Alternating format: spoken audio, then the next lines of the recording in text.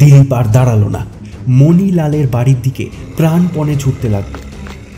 কণ্ঠে তার আত্মচিৎকার, পিছনে মৃত্যু পিশাচ, সামনে আলোকোজ্জ্বল জীবনময় অট্টালিকা। ওদিকে নরক তো এদিকে স্বর্গ, কিন্তু মাঝখানে এখনো রয়েছে অনেকখানা বিপদজনক ব্যবধান।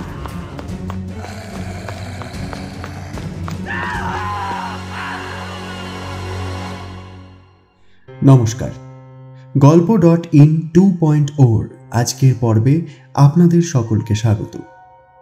আমাদের আজকের গল্প স্যার আর্থার কনান ডয়েলের গল্প অবলম্বনে হেমেন্দ্র কুমার রায়ের অনুবাদে প্যাপিরাসের পুঁথি। হেমেন্দ্র কুমার রায় ছিলেন বাংলা সাহিত্যের একজন রহস্য, রোমাঞ্চ এবং গোয়েন্দা গল্প লেখক। তার কয়েকটি গল্প এবং উপন্যাস চলচ্চিত্রায়িত হয়েছে। তার মধ্যে উল্লেখযোগ্য হল যখের ধন, আবার যখের ধন ইত্যাদি। তার সৃষ্ট বিখ্যাত কয়েকটি চরিত্র হল কুমার বিমল, জয়ন্ত মানিক। আমাদের আজকের গল্প পাঠে আমি সৌম্যজিৎ। শুরু হচ্ছে আজকের গল্প প্যাপিরাসের পুঁথি।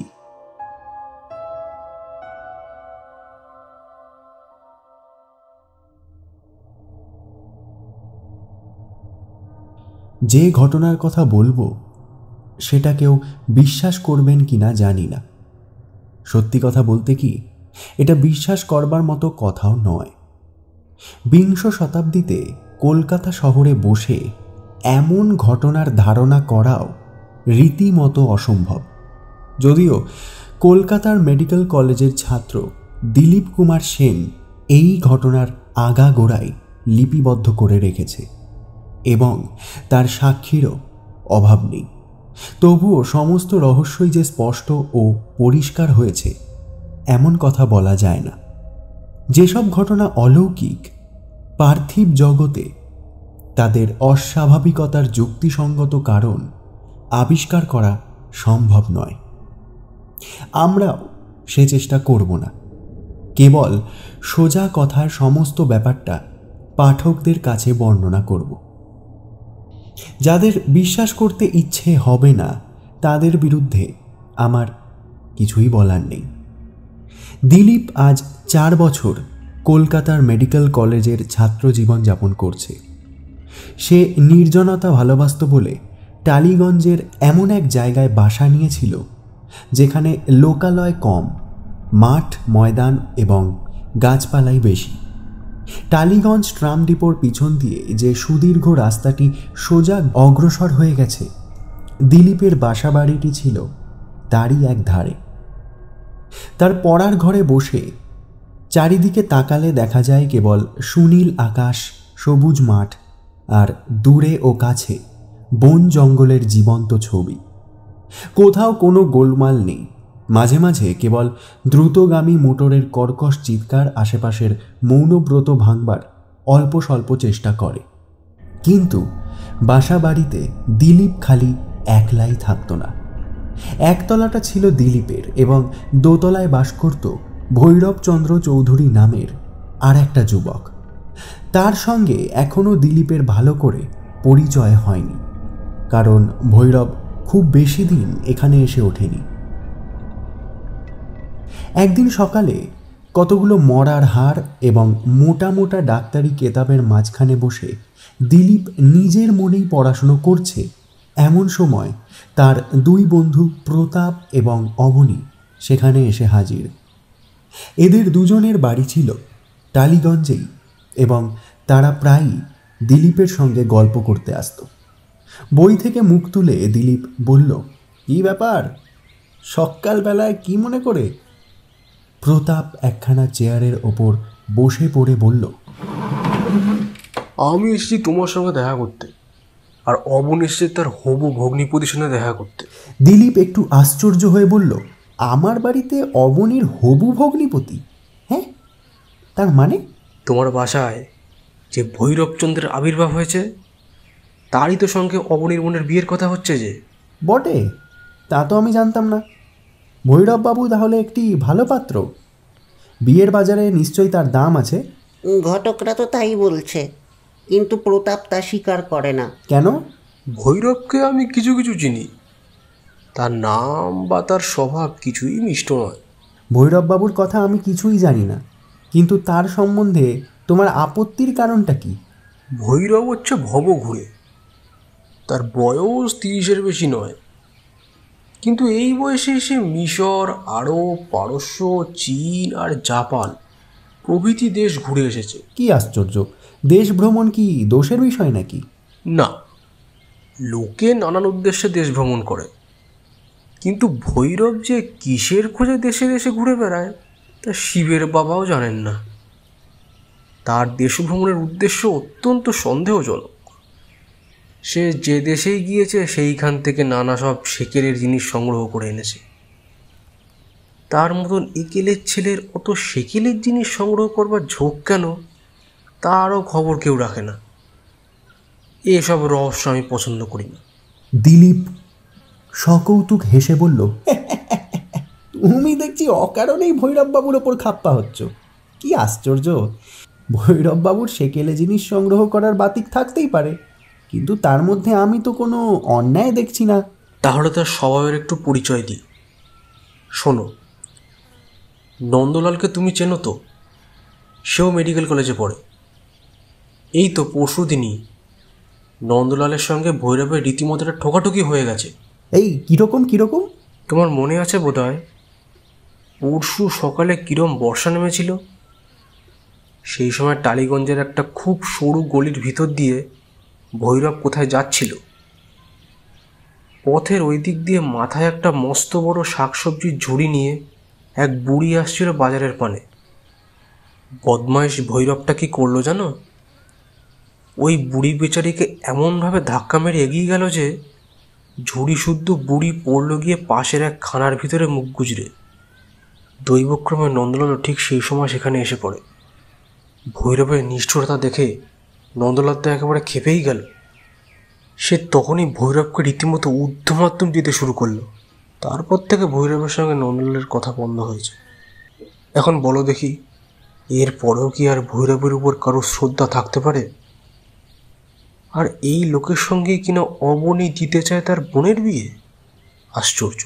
কি করব ভাই, বাবার ইচ্ছার বিরুদ্ধে আমার কি কথা বলা উচিত? ভৈরব নাকি ধনীর ছেলে, তার ওপরে গ্র্যাজুয়েট। বাবার মতে এমন পাত্র নাকি হাত ছাড়া করতে নেই। আমি আজ পাকা দেখার দিন স্থির করতে এসেছি। তাহলে তুমি তাড়াতাড়ি ভৈরবচন্দ্রের চন্দ্রমুখ দর্শন করে এসো। ততক্ষণে আমি দিলীপের স্টোভ জেলে একটু চা তৈরির চেষ্টা করি। দিলীপ আবার একটা মরার মাথার খুলি টেনে নিয়ে বলল, হ্যাঁ দেখো ভাই অবনী, বিয়ের পরে তোমার বোন সুখী হবে কি না আমি জানি না, কিন্তু বিয়ের দিন যেন আমরা লুচি মন্ডা থেকে বঞ্চিত না হই। চা পান করে প্রতাপ চলে গেলে দিলীপ আবার ভালো করে পড়ায় মন দেওয়ার চেষ্টা করছে। এমন সময় হঠাৎ বিষম তোড়ে বৃষ্টি নামল। টালিগঞ্জের সেই নির্জন এবং অন্ধকার মাঠের শূন্যতা বৃষ্টি ও ঝড়ের কৌতূহলে পূর্ণ হয়ে উঠল। দিলীপ উঠে জানালা বন্ধ করে ঘরের দরজাটা বন্ধ করতে যাচ্ছে। এমন সময় অবনী নিচে নেমে এসে ব্যস্ত হয়ে বলল, দরজা বন্ধ করছো কেন? এই বৃষ্টিতে আমি যাব কোথায়? কে তোমায় যেতে বলেছে? এসো এসো, ঘরের ভেতরে এসো। ইজি চেয়ারে শুয়ে চুপ করে বৃষ্টির গান শোনো, আর আমি নিজের মনে একটু লেখাপড়া করে নিই। অবনী ঘরে ঢুকে ইজি চেয়ারে বসে পড়ল। ধর, এই বাদলার দিনে রাখো তো তোমার লেখাপড়া। এসো খানিকটা গল্প গুজব করা যাক। দিলীপ অনিচ্ছা সত্ত্বেও বই মুড়ে বলল, হ্যাঁ, আজ যখন শনি অবতার তোমাদের আবির্ভাব হয়েছে, তখন আর আমার লেখাপড়া যে হবে না সেটা আগেই বুঝতে পেরেছিলাম। বেশ বেশ, তোমার ইচ্ছাই পূর্ণ হোক। বাইরে বৃষ্টি পড়ছে আর ভেতরে চলছে দুই বন্ধুর গল্প। 1 ঘন্টা পরেও বাইরের বৃষ্টি এবং ভেতরের গল্পর থামবার কোনো লক্ষণই দেখা গেল না। ঘরের ঘড়িতে টুং টুং করে যখন 11টা বেজে গেল, অবনীর তখন খেয়াল হলো যে তাকে আজ বাড়ি ফিরতে হবে। কিন্তু জানালার ওপর তখনও ঝোড়ো হাওয়ার ধাক্কার সঙ্গে সঙ্গে বৃষ্টি পড়ার আশ্রান্ত শব্দ হচ্ছে। দিলীপ বলল, ও আজ বাড়ি ফেরার কথা ভুলে যাও। এখান থেকে বেরোলে তোমাকে রীতিমতো সাঁতার কাটতে হবে। অবনী উঠে দাঁড়িয়ে বলল, তাই সই। বাবা আমার অপেক্ষায় বসে আছেন সব কথা শোনার জন্য। আমি চললাম। সে এগিয়ে গিয়ে ঘরের দরজাটা খুলল। সঙ্গে সঙ্গে সেই বৃষ্টি এবং ঝড়ের শব্দের ভেতরেই বাইরে থেকে ভেসে এলো একটা ভীত আর্তচিৎকার। অবনী চমকে ফিরে দাঁড়ালো। দিলীপও লাফ মেরে দাঁড়িয়ে বিস্মিত কণ্ঠে বলল, কি হলো? কে চিৎকার করছে? দুই বন্ধুই দরজার কাছে উৎকণ্ঠ হয়ে দাঁড়িয়ে রইল। আগেই বলেছি, দিলীপের বাসা যে জায়গায়, তার কাছে কোনো লোকালয় নেই। এই ঝড় জলে পথেও কোনো লোক থাকার কথা নয়। এখানে কেই বা চিৎকার করবে? অবনী ভয়ে ভয়ে বলল, কি ব্যাপার? অন্ধকারে পথে কেউ মোটর চাপা পড়লো নাকি? না না না, পাগল নাকি? পথ এখন জলের তলায়, সেখানে মোটর চালানো শখ কারোর হবে না। আবারও শোনা গেল কেউ যেন দারুণ আতঙ্কে প্রায় অবরুদ্ধ স্বরে নিজের ইচ্ছার বিরুদ্ধেই আর্তনাদের পর আর্তনাদ করছে।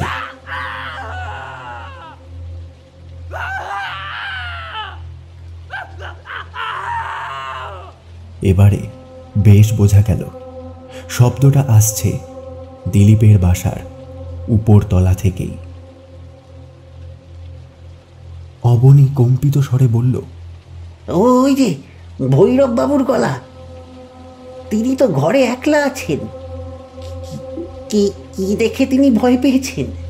দিলীপ কয়েক পদ অগ্রসর হয়ে বলল, সেটা জানতে হলে আমাদেরও ওপরেই যেতে হবে। তাহলে আমি উপরে যাই, তুমি এখানে দাঁড়াও। ভৈরববাবু তার ঘরে বাইরের লোকের আসাটা পছন্দ করে না। কেন পছন্দ করেন না? কেন? তার ঘরের সাজসজ্জা অদ্ভুত। বাইরের লোক সেসব দেখলে কেবল অবাকই হবে না, ভয়ও পেতে পারে, তাই পাগলও ভাবতে পারে। তুমি দাঁড়াও। বলেই অবনী দ্রুত পদে সিঁড়ি দিয়ে উঠে গেল। দিলীপ সেখানেই চুপ করে দাঁড়িয়ে বিস্মিত মনে অবনীর কথাগুলো ভাবতে ভাবতে শুনতে লাগল ভৈরবের বদ্ধ কণ্ঠের অস্ফুট কাতরানি।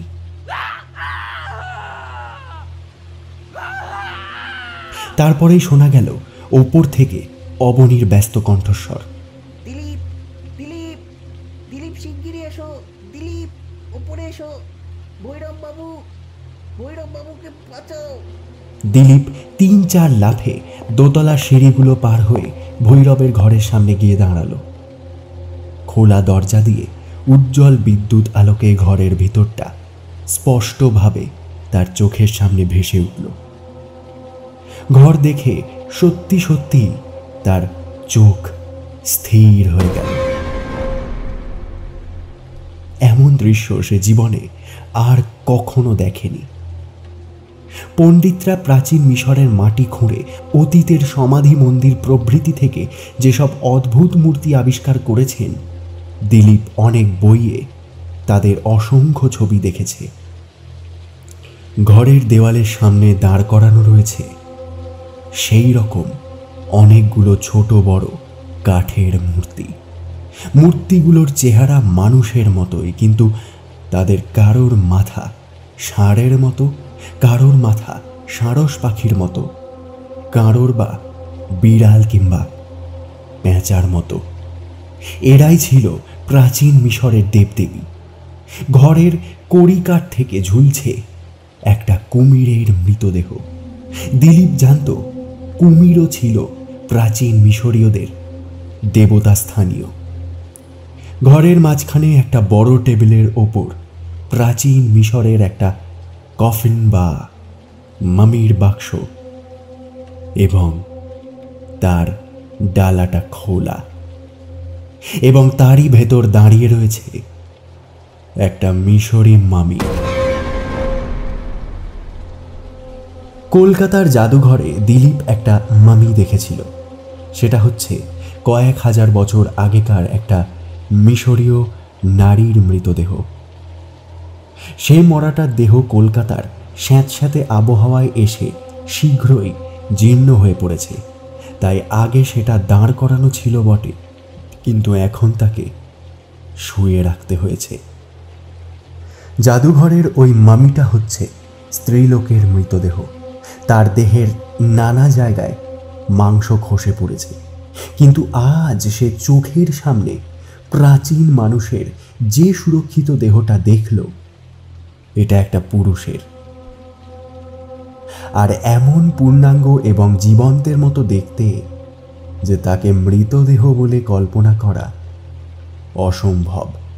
যদিও হাজার হাজার বছরের মহিমায় তার গায়ের রং অস্বাভাবিক রকমের কালো হয়ে গিয়েছে, আর সমস্ত শরীর রীতিমতো অস্থি চর্মসার হয়ে গিয়েছে, তবুও তার শুকনো বিভৎস মুখের দিকে তাকালে মন এক অপার্থিব ভয়ে পরিপূর্ণ হয়ে যায়। মামিটার ঠিক পায়ের তলাতেই ঘরের মেঝের ওপরে লম্বা হয়ে পড়ে রয়েছে ভৈরবচন্দ্রের দেহ, এবং তার হাতে রয়েছে কোষ্ঠী ঠিকুজির মতো একটা পাকানো একখানা আধখোলা লম্বা কাগজ। দিলীপ বুঝল সেটা হচ্ছে প্রাচীন মিশরের প্যাপিরাস পাতার পুঁথি। অবনী কাঁতর কণ্ঠে বলল, ভৈরব বাবু আরো মনে হয় বাঁচবেন না। দিলীপ হচ্ছে মেডিকেল কলেজের ছাত্র, এত সহজে কাতর হওয়ার পাত্র নয়। সে ধীরে ধীরে এগিয়ে ভৈরবের পাশে গিয়ে বসে পড়ল এবং তার দেহটা পরীক্ষা করে বলল, ভয় নেই অবনী, ভৈরববাবু কেবল অজ্ঞান হয়ে গিয়েছেন। তুমি এগিয়ে এসে এর পা দুটো একবার ধরো তো দেখি, আর মাথার দিকটা আমি ধরছি। এখন চলো একে ওই সোফার ওপর শুইয়ে দিই। জলের কুঁজোটা নিয়ে এসো সাথে করে, ভৈরবের মুখে আর বুকে জলের ঝাপটা দাও। কিন্তু এর এমন দশা হলো কি করে? জানি না, ঘরে এসে ওকে আমি এই অবস্থাতেই দেখেছি। দিলীপ ভৈরবের বুকের ওপর হাত রেখে বলল, এর বুক যেন হাঁপুড়ের মতো উঠছে নামছে। আশ্চর্য, বেশ বোঝা যাচ্ছে ভয়ানক কিছু দেখেই ইনি বিভৎস ভয় পেয়েছেন। তাহলে হয়তো যত নষ্টের গোড়া ওই মমিটা। মামি? কিরকম? ওই কত হাজার বছরের পুরনো মরা দেখলে কার না ভয় হয়। জ্যান্ত মানুষের পক্ষে এসব ভুতুড়ে ব্যাপার নিয়ে ঘাঁটাঘাঁটি করা মোটেই ভালো নয়। কিছুদিন আগে আর একবারও আমি একে এই অবস্থাতেই দেখেছিলাম। সেদিনও উনি এই ভুতুড়ে মূর্তিটার পায়ের তলায় এরকমভাবেই অজ্ঞান হয়ে পড়েছিলেন।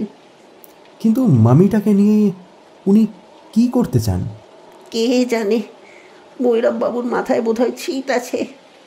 এই সব জিনিস নিয়ে নাড়াচাড়া করাই হচ্ছে ওর বাতিক। আমি কত মানা করি, বলি জীবন্তের সঙ্গে মৃতের সম্পর্ক রাখা ভালো নয়, উচিত নয়। শুনে শুধু উনি হেসে বলেন এ নাকি তার সব সাধনা। চুপ, ওর জ্ঞান ফিরছে, চুপ করো। ভৈরবের মুখ এতক্ষণ সাদা ফ্যাকাশে দেখাচ্ছিল, এবারে তার উপর একটু একটু করে রঙের আভাস ফুটে উঠেছে। তার শ্বাস প্রশ্বাসও ক্রমে স্বাভাবিক হয়ে এলো। খানিক পরে সে চোখ খুলে ঘরের এদিক ওদিক তাকিয়ে দেখল। হঠাৎ তার চোখ পড়ল মামিটার দিকে। সঙ্গে সঙ্গে সে উঠে বসল এবং তারপরে এক লাফে এগিয়ে গিয়ে পাকানো প্যাপিরাস কাগজের সেই পুঁথিখানা তুলে নিয়ে তাড়াতাড়ি টেবিলের একটা ড্রয়ারের মধ্যে পুড়ে ফেলল। তারপর ফিরে দাঁড়িয়ে ক্রুদ্ধ স্বরে বলল, এ কি, আমার ঘরে বাইরে লোক কেন? আপনাদের কি দরকার? দরকার আমাদের কিছুই নেই। আপনি চিৎকার করে কাঁদছিলেন, তাই শুনে আমরা এখানে আপনাকে সাহায্য করতে এসেছি। এই যে দিলীপ বাবু, আমার এখন মাথা ঠিক নেই, কি বলতে কি বলে ফেলেছি। আপনারা আমাকে মাফ করবেন, ভাগ্যিস আপনারা এসেছিলেন। নইলে যে কি হতো তা আমি জানি না। ও আমি কি নির্বোধ, আমি কি নির্বোধ। বলতে বলতে আবার সোফার ওপরে গিয়ে বসে পড়ে 2 হাতের ভেতর 2 মুখ ঢেকে ফেলল। অবনী ভৈরবের কাছে গিয়ে তার মাথার উপর হাত রেখে বলল, ভৈরব বাবু, আপনি আগুন নিয়ে খেলা করছেন। এরকম নিশুতি রাতে মবি নিয়ে নাড়াচড়া করা মানুষের উচিত নয়। কিসে যে কি হয় বলা যায় না তো। অবনীবাবু, আমি যা দেখেছি তা যদি আপনারাও দেখতেন তাহলে এতক্ষণে নিশ্চয়ই পাগল হয়ে যেতেন। কি দেখেছেন আপনি? না, এমন কিছু নয়। আমি বলছি কি, দুপুর রাতে মমির সঙ্গে থাকতে হলে অনেকেরই সাহসে কুলোবে না। এ কি আপনারা চলে যাচ্ছেন নাকি? না না, এখনই যাবেন না, আর একটু বসুন না। ঘরের ভেতরে এ কিসের গন্ধ? দম যেন বন্ধ হয়ে আসছে। টেবিলের ওপরের একটা পাত্র থেকে শুকনো পাতার মতো কি যেন জিনিস তুলে নিয়ে সে একটা জ্বলন্ত ধুনুচির ভেতর ছুঁড়ে দিল। তারপর বলল, এ হচ্ছে মিশরীয় পুরুষদের পবিত্র ধুনো। ও আচ্ছা অবনীবাবু, আমি কতক্ষণ অজ্ঞান হয়েছিলাম? বেশিক্ষণ নয়, মিনিট 5 হবে। অচেতনতা হচ্ছে এক অদ্ভুত জিনিস। অচেতনতার মধ্যে সময়ের মাপ নেই। অজ্ঞান হয়ে থাকলে কেউ বুঝতে পারে না তার অসারতার ভিতরে দিয়ে কয়েক মুহূর্ত কি কয়েক সপ্তাহ কেটে গেছে। টেবিলের ওপর ওই যে মৃত মানুষটিকে দেখছেন, প্রাচীন মিশরে ও বেঁচে ছিল 4000 বছর আগে। কিন্তু ওকে যদি এখনই জাগাতে পারা যায়, ও হয়তো বলবে মিনিট খানেক আগেই ও বেঁচে ছিল। দিলীপ বাবু, এই মমিটা খুব চমৎকার, তাই না? পচা মরা কাটাই হচ্ছে দিলীপের ব্যবসা। নরদেহের নারী নক্ষত্র তার জানা রয়েছে। মামিটার সামনে গিয়ে দাঁড়িয়ে সে তাকে ভালো করে আবার দেখতে লাগলো। তার দেহের মাংস শুকিয়ে গিয়েছে বটে, কিন্তু কোথাও কোনো অঙ্গ প্রত্যঙ্গের অভাব নেই। হাড়ের ওপর চামড়া এখনও টাইট হয়ে চেপে রয়েছে। কোটরের ভেতর বাদামের মতো 2 তীক্ষ্ণ চোখ এখনও স্পষ্ট দেখা যাচ্ছে। ভৈরব উঠে দাঁড়িয়ে মামির কপালের কোঁচকানো চামড়ার ওপর হাত রেখে বলল, এই প্রাচীন ভদ্রলোকের নাম আমি জানি না। একে আমি কিনেছিলাম একটা নিলাম থেকে। জ্যান্ত অবস্থায় লোকটি বোধহয় খুব জোয়ান ছিল। খালি জোয়ান নয়, অতিকায়। মাথায় এই লোকটি 6 ফুট 7 ইঞ্চি লম্বা। এর হাড়গুলো কিরকম চওড়া দেখুন। এ যদি এখন জ্যান্ত হয়ে ওঠে তাহলে গায়ের জোরে আমরা কেউ এর সঙ্গে যুঝতে পারবো না। ভৈরব বেশ সহজভাবেই কথাগুলো বলার চেষ্টা করল বটে, কিন্তু দিলীপ স্পষ্ট বুঝতে পারল তার মনের ভেতরটা এখনো ভয়ে থমথম করছে। তার হাত কাঁপছে, তার ঠোঁট কাঁপছে, এবং তার চোখের দৃষ্টি থেকে থেকে কেবলই সেই মমিটার দিকে ফিরে যাচ্ছে। তবু তার ভয়ের ভেতর থেকেও যেন একটা আনন্দের আভাসও ফুটে উঠছে। বিষম বিপদের মধ্যেও সে আবিষ্কার করছে যেন কোনো সফলতার কারণ। দিলীপকে দরজার দিকে অগ্রসর হতে দেখে ভৈরব বলল, আপনি কি এখনই যাবেন? আর একটু থাকুন না। না না না, আর থাকা অসম্ভব। আসলে আমার পড়া এখনো শেষ হয়নি। অবনীবাবু, আপনি?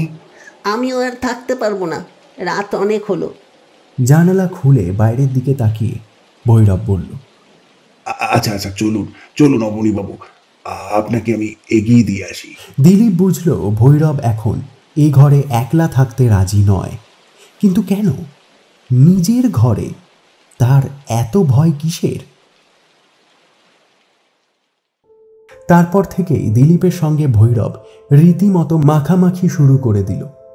যদিও দিলীপ খুব মিশুকে লোক ছিল না এবং ভৈরবের কর্কশ স্বভাব তার বিশেষ ভালো লাগতো না, তবুও সাধারণ ভদ্রতার অনুরোধে ভৈরবের সঙ্গে তাকে অল্প বিস্তর মেলামেশা করতেই হলো। ভৈরব প্রায়ই তার কাছ থেকে নানা শ্রেণীর বই পড়ার জন্য নিয়ে যেত এবং সেও মাঝে মাঝে তার কাছ থেকে ভালো ভালো বই চেয়ে আনত। এইভাবে দিন কয়েক পর পরিচয় আর একটু ঘনিষ্ঠ হলে দিলীপ বুঝল যে নানা বিষয়েই ভৈরব হচ্ছে অসাধারণ পণ্ডিত। জ্ঞানে বিজ্ঞানে দিলীপ তার কাছে প্রায় শিশু। প্রাচীন মিশর সম্বন্ধে তার চেয়ে বিশেষজ্ঞ লোক বোধহয় সারা ভারতবর্ষে আর নেই। দিলীপ একদিন কৌতূহলী হয়ে জিজ্ঞাসা করল, আচ্ছা ভৈরববাবু, প্রাচীন মিশরীরা মরাকে মামি করে কবর দিত কেন? প্রাচীন মিশরের বিশ্বাস ছিল আত্মা অমর, পৃথিবীর মৃত্যুর পরে আর অনন্ত জীবন আরম্ভ হওয়ার আগে দেহ ছেড়ে আত্মা কিছুকাল আলাদা হয়ে থাকে বটে, কিন্তু তারপর আবার পার্থিব দেহের ভেতর ফিরে আসে। আত্মা আর দেহের এই পুনর্মিলনের আগেই নশ্বর দেহ পাছে নষ্ট হয়ে যায়, সেই ভয়ে মিশরীয়রা রাসায়নিক প্রক্রিয়ার সাহায্যে দেহকে চিরস্থায়ী করে রাখার চেষ্টা করত।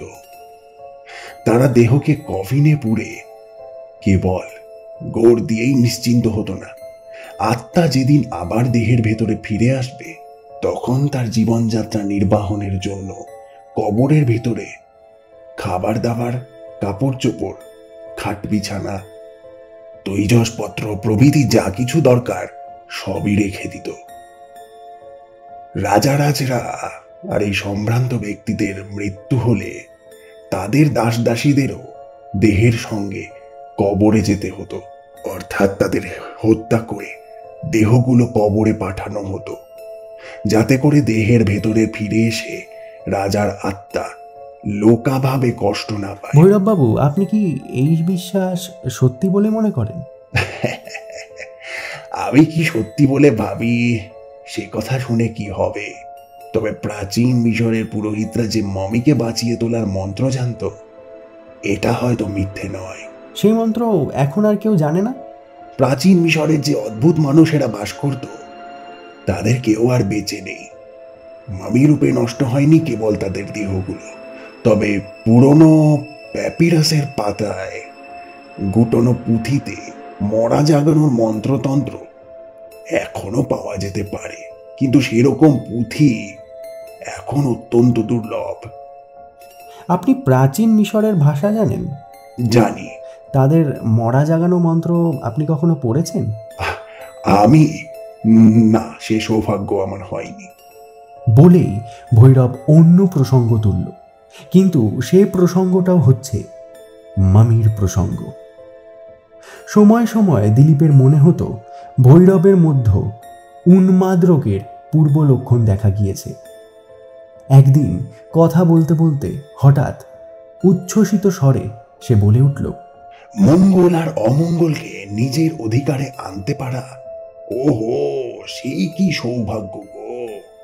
স্বর্গের দেবতা আর নরকের দানবকে যদি আমার হাতের মুঠোয় পাই, তাহলে আমি পৃথিবী শাসন করতে পারি। আর একদিন সে বলল, অবনীর বোনকে আমি বিয়ে করব বটে, কিন্তু অবনী কোনো কমের নয়। অবশ্য মানুষ হিসেবে অবনী ভালো লোক, কিন্তু যার উচ্চাকাঙ্ক্ষা আছে সে তার যথার্থ বন্ধু হতে পারে না। সে আমার বন্ধু হওয়ার যোগ্য নয়। আজ কদিন থেকে তাকে আবার একটা নতুন রোগে ধরেছে। দিলীপ নিচে থেকে প্রায় শুনতে পায় উপরের ঘরে একলা বসে ভৈরব নিজের সঙ্গেই কথা বলে। গভীর রাতে দিলীপ পড়াশুনো করছে, ওপরের ঘরে বাইরের জনপ্রাণী নেই, অথচ চারিদিকের নিস্তব্ধতার মধ্যে বেশ শোনা যায় ভৈরবের খুব মৃদু স্বর। ভৈরব খুব মৃদু স্বরে, প্রায় ফিস ফিস করে আপন মনেই যেন কথা বলছে।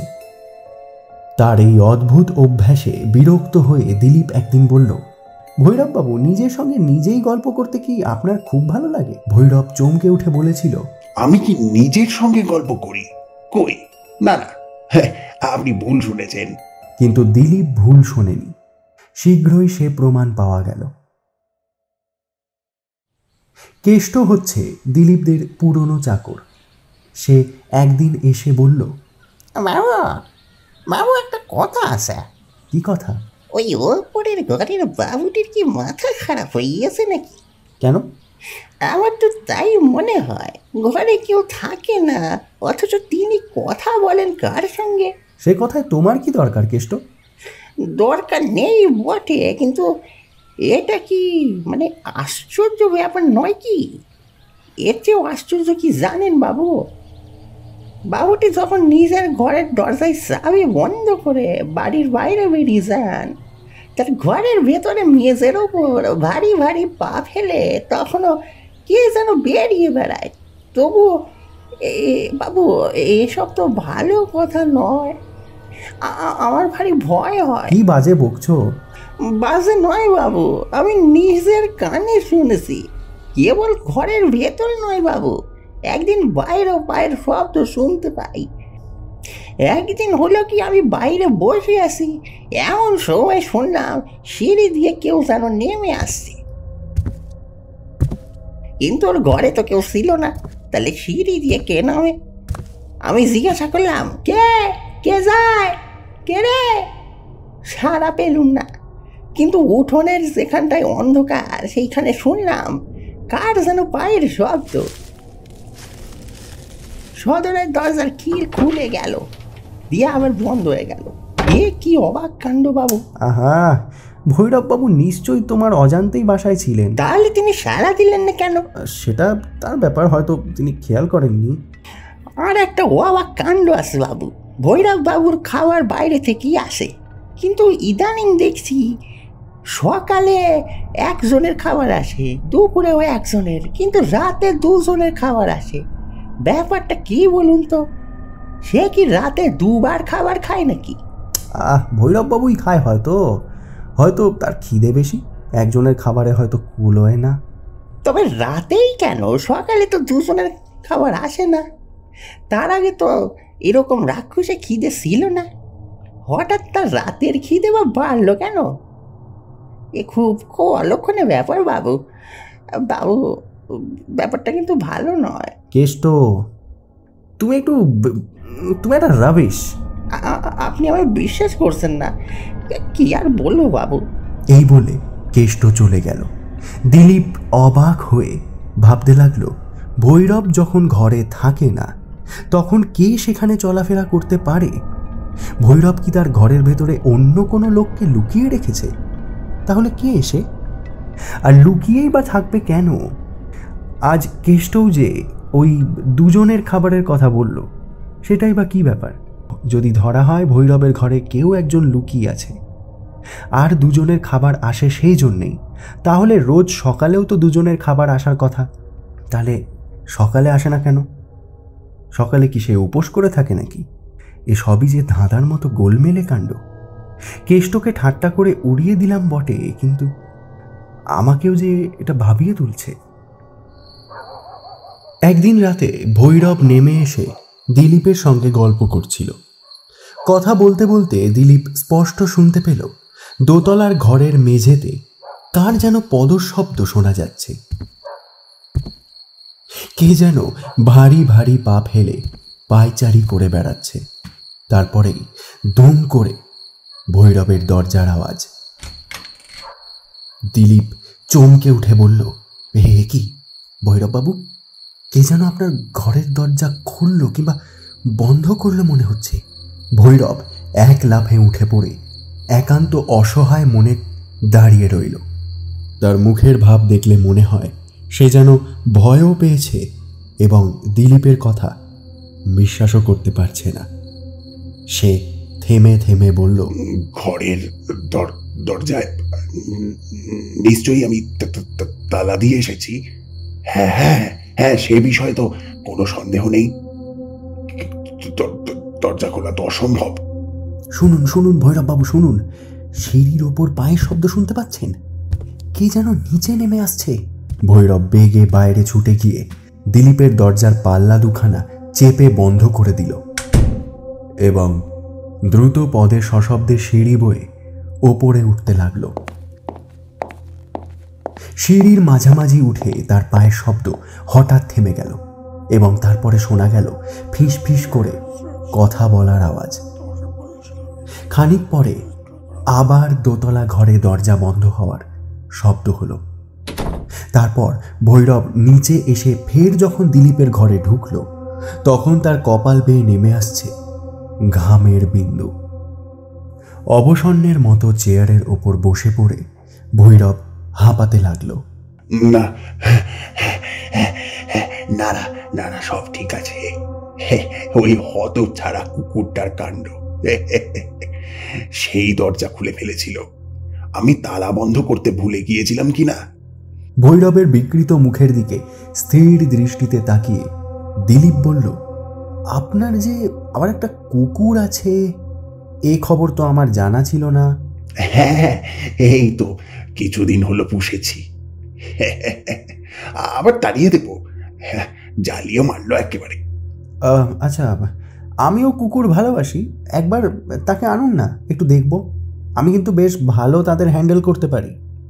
বেশ তো, তবে আজ নয়। আমার একটা জরুরি মিটিং আছে। হ্যাঁ হ্যাঁ, এখনই বাইরে যেতে হবে। ভৈরব তাড়াতাড়ি বেরিয়ে গেল, কিন্তু দিলীপ নিচে বসেও শুনতে পেল জরুরি কাজে বাইরে না গিয়ে সে নিজের ঘরেই ঢুকে ভেতর থেকে দরজার খিল বন্ধ করে দিল। দিলীপ মনে মনে খাপ্পা হয়ে উঠল। ভৈরব তাহলে 1 নম্বরের মিথ্যেবাদী। এমন কাঁচা মিথ্যে কথা বলল যে একটা শিশুকেও ফাঁকি দিতে পারবে না। ঘরে কুকুর আছে না ছাই আছে? সিঁড়ির ওপরে এইমাত্র যে পায়ের শব্দ শোনা গেল, কোনো কুকুরের পায়ের আওয়াজই যে সেরকম হতে পারে না তা দিলীপ জানত। দস্তুর মতো মানুষের পায়ের আওয়াজ। তার মানে কেষ্ট ঠিকই কথা বলেছিল। কিন্তু কে তার ঘরে লুকিয়ে আছে, আর কেনই বা লুকিয়ে আছে? সে কি খুনি, চোর? পুলিশের ভয়ে এখানে এসে গা ঢাকা দিয়েছে? তাই কি ভৈরব মিথ্যে বলছে? কিন্তু যে লোক পলাতক আসামিকে নিজের ঘরে লুকিয়ে রাখে, তার সঙ্গে তো আর কোনো রকম সম্পর্ক রাখাই উচিত না। শেষটায় কি সেও পুলিশের মামলায় জড়িয়ে পড়বে নাকি? মনে মনে ভৈরবকে বয়কট করার প্রতিজ্ঞা করে দিলীপ অ্যানাটমির একখানা মস্ত বই টেনে নিয়ে পড়তে বসল। কিন্তু খানিক পরে আবার পড়ায় বাধা পড়ল। পায়ের শব্দে মুখ তুলে দেখে ঘরের মধ্যে প্রতাপের আবির্ভাব হয়েছে। তার পাশে বসে পড়ে প্রতাপ বলল, দিলীপ, তুমি একটা আস্ত গ্রন্থকীট। দিন রাত খালি পড়া আর পড়া আর পড়া। এদিকে পরশু যে আমাদের ইলিয়াড শিল্ডের খেলা, সে কথা কি তোমার মনে নেই? টিমে কি আমি আছি? নিশ্চয়ই। সিলেকশন হয়ে গেছে আজই। তুমি খেলবে রাইট লাইনে। কাল মাঠে গিয়ে প্র্যাকটিস করে এসো। ঠিক আছে, যাব। এই আজ বিদায় হও দেখি, আমাকে পড়তে হবে, আজকে অনেক চাপ রয়েছে। আর কোনো খবর নেই তো? একটা খবর আছে। তোমাকে সেদিন নন্দলাল আর ভৈরবের ঝগড়ার কথা বলেছিলাম, মনে আছে তো? কাল নন্দলাল ভীষণ বিপদে পড়েছিল। কি বিপদ? নন্দলাল কাল মাঠের রাস্তা দিয়ে সন্ধ্যার সময় বাড়ি ফিরছিল। এমন সময় হঠাৎ কে তাকে আক্রমণ করে। হ্যাঁ, কি বলছো? কে আক্রমণ করেছিল? সেটাই তো বলা মুশকিল। নন্দলালের মতে সে কোনো মানুষ নয়। অবশ্য তার গলায় নখের আঘাতে যে গভীর ক্ষত হয়েছে, মানুষের নখে সেরকম ক্ষত হওয়া সম্ভব নয়। তাহলে তবে নন্দলালের ঘাড়ে ভূত চেপেছিল? ভূত? কে বলছে তা? ভূত টুত কিছু নয়। আমার বিশ্বাস চিড়িয়াখানা বা কোনো খেলাওয়ালার দল থেকে ওরাংওটাং কিংবা শিম্পাঞ্জির মতো কোনো বড় জাতের বানর বাইরে বেরিয়ে পড়েছে। এটা তারই কীর্তি। নন্দলাল রোজ ওই পথ দিয়েই ঠিক ওই সময় বাড়ি ফিরে। সেখানে পথের উপরেই একটা ঝাঁকড়া বট গাছ অন্ধকার সৃষ্টি করে ঝুঁকে পড়েছে। নন্দলাল যখন তার তলা দিয়ে আসছিল, ঠিক তখনই সেই অজানা জীবটা হঠাৎ তার ঘাড়ের উপর ঝাঁপিয়ে পড়ে। নন্দলালের বিশ্বাস সে সেই গাছের ডাল থেকে তার কাঁধের উপর অবতীর্ণ হয়েছিল। পিঠের উপর পড়েই জীবটা তার 2 হাত দিয়ে তার গলা প্রাণপণে চেপে ধরে। নন্দলালের মনে হচ্ছিল কে যেন ইস্পাতের ফিতে দিয়ে তার গলা চেপে ধরেছে। সে কিছুই দেখতে পেল না, কেবল সেই ভীষণ হাত দুখানা যা তার গলার চারিধারে চাপের উপর চাপ দিতে থাকে। প্রাণের ভয়ে সে আকাশ ফাটানো আর্তনাদ করে ওঠে এবং তার চিৎকার শুনে কোথা থেকে দুজন লোক ছুটে আসে। তাদের দেখেই জিপটা চিতাবাঘের মতো ক্ষিপ্র গতিতে একটা পাঁচিলের উপর লাফ মেরে অদৃশ্য হয়ে যায়। নন্দলাল শুধু অনুভব করেছে একজোড়া লৌহস্তম্ভের মৃত্যুবাথন আর একটা মস্ত বড় অপচ্ছায়। এছাড়া আর সে কিছুই জানে না। হয়তো সে কোনো খুনে ঠগির হাতে পড়েছিল। হতে পারে, কিন্তু নন্দলাল বলে তা নয়। তার মধ্যে যে তাকে আক্রমণ করে গলা টিপে ধরেছিল তার হাত দুখানা বরফের মতো কনকনে ঠান্ডা। কোনো জীবের স্পর্শই তো সেরকম শীতল হয় না।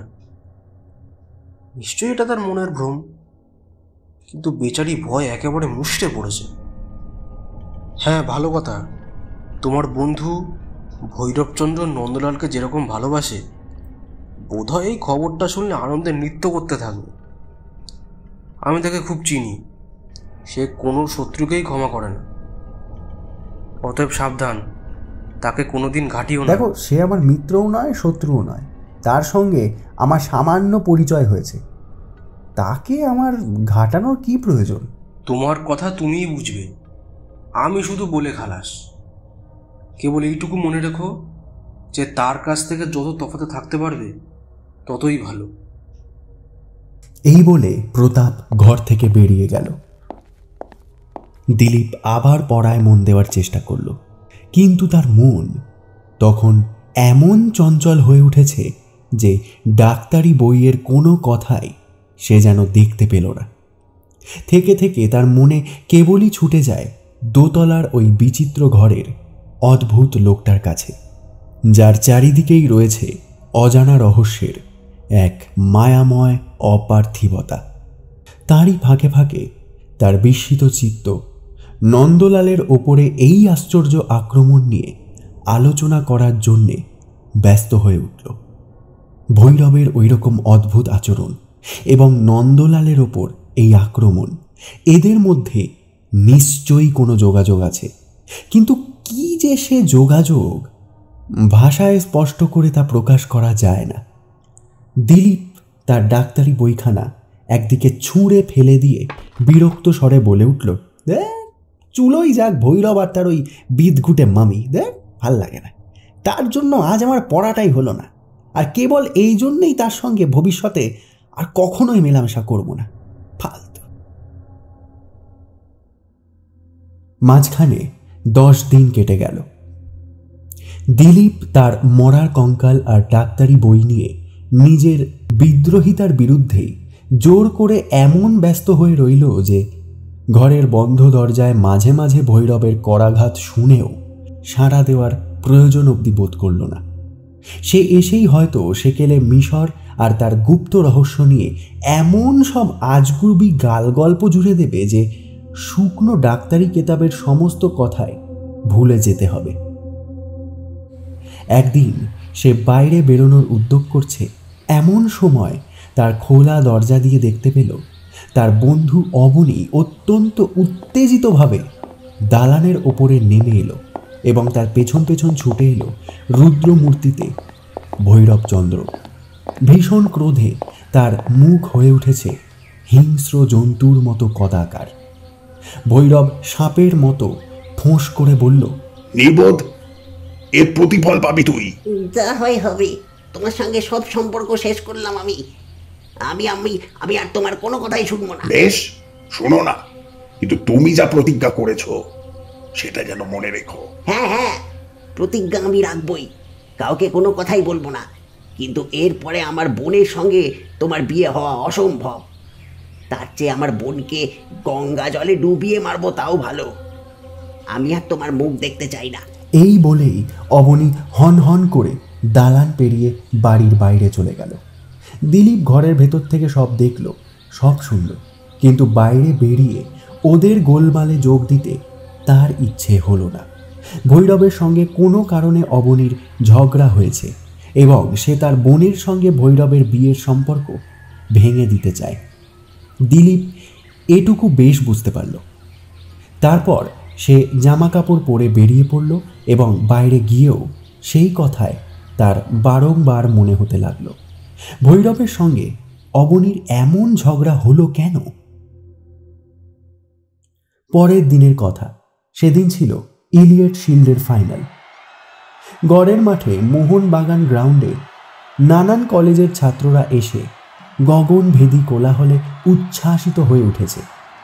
দিলীপদের কলেজের সঙ্গেই আজ মেট্রোপলিটন কলেজের প্রতিযোগিতা। খেলার আগেই দুই পক্ষের পৃষ্ঠপোষকদের মধ্যে রীতিমতো একটা বাক্যযুদ্ধ হয়ে গেল। দেখিস আজকে গোল দিয়ে গোল দিবি? গোল তোর মুখে ঢুকে দেবো। এমন জায়গায় মারবো না, দেখিস, দেখ আমরাই জিতবো, তোরা জিতবি, তোদের না। চলচ্চিত্রে এই দৃশ্যটি গ্রহণ করলে দর্শকরা চমৎকার একটা কৌতূহল নাট্যের রস উপভোগ করতে পারে। খেলা শেষে দিলীপ যখন ইউনিফর্ম ছেড়ে নিজের বাড়িমুখ হয়েছে, কোথা থেকে হঠাৎ অবনী এসে তার সঙ্গ নিল। অবনী বলল, ভাই দিলীপ, সেদিনকার ব্যাপার কতটা তুমি দেখেছো আর শুনেওছো, কিন্তু সেদিন আমার এত রাগ হয়েছিল যে তোমার সঙ্গে কথা না বলেই চলে এসেছিলাম। সেজন্য কিছু মনে করো না ভাই। আমার তো কিছু মনে করার কোনো কারণই নেই এতে। বেশ কথা, তুমি আমার একটি কথা রাখো, ভৈরব যে বাসায় থাকে সেখানে কোনো ভদ্রলোকের থাকা উচিত নয়। ও বাসা ছেড়ে দাও। কেন বলো দেখি? অবনী প্রথমটাই কোনো জবাব দিল না। দিলীপের সঙ্গে নীরবে খানিকক্ষণ এগিয়ে এলো, তারপর বলল, কেন তোমাকে ও বাসা ছাড়তে বলছি তার কারণ বলা অসম্ভব। আমি ভৈরবকে কথা দিয়েছি, কারোর কাছে আমি এই কথা বলবো না, কিন্তু এটুকু আমার বলা উচিত যে ভৈরবের কাছে ভদ্র বা অভদ্র কোনো মানুষেরই থাকা নিরাপদ নয়। যে কোনো মুহূর্তে তুমি বিপদে পড়তে পারো, সাংঘাতিক বিপদ। বিপদ? তুমি কি বলছো অবনী? না না, স্পষ্ট করে তোমাকে কিছুই বলতে পারবো না, কিন্তু কিন্তু দয়া করে ও বাসা ছেড়ে দাও। কেন? ভৈরব হচ্ছে অমানসিক মানুষ, এছাড়া তার আর কোনো বর্ণনা করা যায় না। এই যে সেদিন সে অজ্ঞান হয়ে গিয়েছিল, তারপর থেকেই আমার মনে কেমন একটা সন্দেহ হয়। কাল আমি তাই তাকে চেপে ধরলাম। দিলীপ, তখন দায়ে পড়ে সে আমাকে সব কথা বললে, শুনে আমার মাথার চুল খাড়া হয়ে উঠল। তার উপরে ভৈরব বলে কি না আমাকে তার দলভুক্ত হয়ে সাহায্য করতে। ভাবতে পারছ, ভাগ্যে যথাসময় ভৈরবের আসল চরিত্রটা টের পেয়েছি। তার সঙ্গে আমার বোনের বিয়ে হয়ে গেলে কি সর্বনাশী না হতো। ভগবান রক্ষা করেছেন। অবনী, হয় তুমি খুব বেশি বলছো, নয়তো খুবই কম। না না না, আমি কিছুই বলবো না, এটাই আমি ভৈরবকে প্রতিজ্ঞা করেছি। তুমি যদি জানতে পারো কেউ তার প্রতিবেশীর ঘরে আগুন লাগিয়ে দিতে চায়, তাহলে অঙ্গীকার করেছো বলে কি সে কথা প্রকাশ করবে না? ভৈরবকে আমি ভয় করব কেন? কারণ সে হিংস্র পশুর মতো ভয়ঙ্কর। হয়তো সে এখনো তোমার অনিষ্ট করেনি, কিন্তু সাপ কখনো কামড়ায়নি বলে কে সাপের গর্তের পাশে বাস করতে চায়? অবনী, তুমি ভাবছো ভৈরবের গুপ্ত কথা আমি জানি না, তাই তো? এটা তোমার ভুল। তুমি তো এই কথাই আমার কাছে প্রকাশ করতে চাও না যে ভৈরবের ঘরে আর একজন ব্যক্তি বাস করছে, তাই তো? অবনী চলতে চলতে হঠাৎ থমকে দাঁড়িয়ে পড়ল। মহা বিস্ময়ে দিলীপের মুখের দিকে তাকিয়ে বলল, তুমি তাহলে সব জানো? গর্বের হাসি হেসে দিলীপ বলল, তার জানি না, ভৈরব কোনো ফেরারি আসামিকে তার ঘরে লুকিয়ে রেখেছে, এটাই তো? অবনীর বিস্মিত ভাবটা মিলিয়ে গেল। সে ঘাড় নেড়ে বলল, আমি কিছুই বলতে পারবো না, ভৈরব আমার মুখ বন্ধ করে রেখেছে। আমি আর কিছু শুনতে চাই না। তবে এটা জেনে রাখো, তুমি ভৈরবকে খারাপ লোক বলেই বাসা ছেড়ে আমি পালাবো না। আর কেনই বা পালাবো? ও বাসা আমার খুব পছন্দের। অবনীকে পিছনে রেখে দিলীপ ট্রাম লাইনের দিকে অগ্রসর হলো। তার সেই যুক্তিহীন ভয় দেখে দিলীপ মনে মনে কৌতুক অনুভব করল। মানুষ হিসেবে ভৈরব অমানসিক হবে কেন? বড়জোর তার স্বভাবটাই মিষ্ট নয়। হয়তো তার কোনো অস্বাভাবিক বাতিক রয়েছে। এমন বাতিক কত লোকেরই না থাকতে পারে। মানুষের প্রকৃতি হরেক রকম বলেই তো এই পৃথিবীতে এমন বিচিত্র। হয়তো ভৈরব তার ঘরের মধ্যে কোনো খুনি আসামিকে আশ্রয় দিয়েছে, কিন্তু সেজন্য বাইরের লোকের অকারণে মাথা ঘামিয়ে লাভটা কি? না না না, টালিগঞ্জের অমন খাসা বাসা কি ছাড়া যায়? কলকাতায় থেকেও সে কলকাতার বাইরেই আছে। জনতার আর ট্রাম বাস ট্যাক্সির হট্টগোল নেই। হাজার পাখির কোরাস শুনে তার ঘুম ভাঙে। চারিদিকে তাকিয়েই দেখা যায় শুধু গাছ আর গাছ আর দিগন্ত বিস্তৃত মাঠ। ও বাসা ছাড়া যাবে না। দিলীপের এক বন্ধু ছিল মণিলাল। সে বয়সে দিলীপের ছোট হলেও তার সঙ্গে দিলীপের খুব বনিবনাও ছিল। সপ্তাহে দিলীপ বার দুয়েক তার ওই বন্ধুর সঙ্গে দেখা করতে যেত। অবনীর সঙ্গে তার শেষ দেখা হওয়ার পরের দিন সন্ধ্যায় 8টার সময় দিলীপ ঘর থেকে বেরোলো। সে তার বন্ধু মণিলালের সঙ্গে দেখা করতে যাবে। বেরোনোর সময় টেবিলের দিকে চোখ পড়াতে সে দেখল তার ওপর পড়ে রয়েছে ভৈরবের কাছ থেকে নেওয়া একখানা দামি বৈজ্ঞানিক বই। দিলীপের মনে হলো ভৈরবের সঙ্গে সে আর কোনো মেলামেশাই করতে চায় না বটে, কিন্তু তার বইখানা ফিরিয়ে দেওয়া উচিত। বইখানি তুলে নিয়ে সে দোতলার সিঁড়ি ধরে ওপরে উঠল। ভৈরবের দরজার সামনে গিয়ে তার নাম ধরে দুবার ডাকল, ভৈরব বাবু, ভৈরব বাবু। সাড়া পেল না। দরজাটা ঠেলতেই সেটা খুলে গেল। উকি মেরে সে দেখল ঘরের ভেতরে ভৈরব নেই। ভাবল ভালোই হলো, ভৈরবের সঙ্গে আর কথা বলতে হবে না তাকে। বইখানা ঘরের ভেতরে রেখে চুপচাপ সে চলে যাবে। সে ঘরে ঢুকল। ল্যাম্পটা কমানো রয়েছে বটে, কিন্তু আবছা আলোয় ঘরের সব কিছু দেখা যাচ্ছে। সমস্ত ঘরখানার মধ্যে যেন এক অজানা অলৌকিক রহস্য স্তম্ভিত হয়ে রয়েছে। আলোকের অল্পতায় তার ভেতর এসে দাঁড়ালেই বুকের ভেতর জেগে ওঠে কেমন একটা অস্বস্তি। দিলীপ এধারে ওধারে চোখ ফিরিয়ে দেখল ছাদের সেই ঝুলন্ত কুমির, দেওয়াল ঘেঁষে সেই পশু মুন্ডধারী মিশরী দেবদেবীর জটলা এবং মাঝখানে সেই মামির কফিন। কিন্তু এ কি? কফিনের মধ্যে সেই বিভৎস মামিটা কোথায়? ঘরের চারিদিকে তাকিয়েও দিলীপ সেটাকে দেখতে পেল না। হয়তো তাকে ঘর থেকে বিদায় করে দেওয়া হয়েছে। যাক, ভালোই হয়েছে তাহলে। দিলীপ নিজের মনেই বলল, হ্যাঁ, ভৈরবের উপর আমি বোধহয় অবিচার করেছি। এখানে যদি কোনো গুপ্ত রহস্য থাকতো তাহলে সে নিশ্চয়ই ঘরের দরজা এমন করে খুলে রেখে যেত না। দিলীপ বই রেখে দরজা ভেজিয়ে দিয়ে আবার সিঁড়ি বয়ে নামতে লাগলো। সিঁড়িতে আলো ছিল না, ঘুটঘুট করছে অন্ধকার। সে একদিকের দেওয়াল ধরে নামছে। হঠাৎ সিঁড়ির ওপর শোনা গেল একটা অস্পষ্ট শব্দ, একটা আগুনের ফিনকির আভাস, একটা ঠান্ডা কনকনে হাওয়ার ঝাপটা। কে যেন তার পাশ কাটিয়ে সবেগে ওপরে উঠে গেল। কে কে? ভৈরববাবু নাকি? কোনো সাড়া নেই, কিন্তু ওপরে ঘরের দরজা খোলার শব্দ হলো।